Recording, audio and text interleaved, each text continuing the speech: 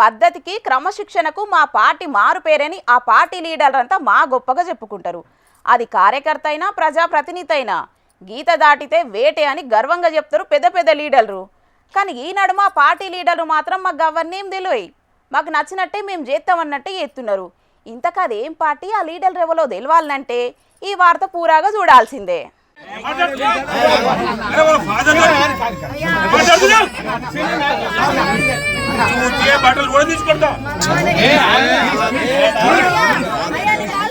వాయమ్మో, మా నోటితోటి చెప్పలేని విధంగా నోటికి పని చెప్పిండు కదా ఈ పెద్ద మనిషి.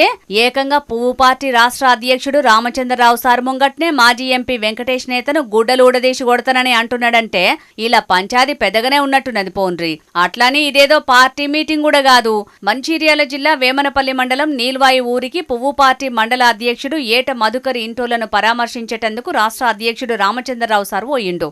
ఇగాడికి పెద్దపల్లి మాజీ ఎంపీ వెంకటేష్ నేత అట్లనే మొన్నటి ఎన్నికలలో పువ్వు పార్టీ తరపున పెద్దపల్లి ఎంపీ అభ్యర్థిగా పోటీ చేసి ఓడిపోయిన గోమాస శ్రీనివాస్ కూడా హాజరుపడ్డారు. ఇగాడ ఇద్దరికిద్దరు ఇట్లా మాటల దాడి చేసుకున్నారు. ఒకరు మాజీ ప్రజాప్రతినిధి, ఇంకొకరు ప్రజాప్రతినిధి కావాలనుకునే వ్యక్తి. ఎక్కడికి పోయినాం, ఏం మాట్లాడుతున్నాం అనేది కూడా సోయి మర్చి మరి ఇట్లా చిల్లర లొలికి దిగిన ఈళ్లను ఏమనుడు చెప్పుర్రే. అది కూడా క్రమశిక్షణకు మారు పేరు అని చెప్పుకునే బీజేపీ అధ్యక్షుడు వచ్చిన కార్యంలా.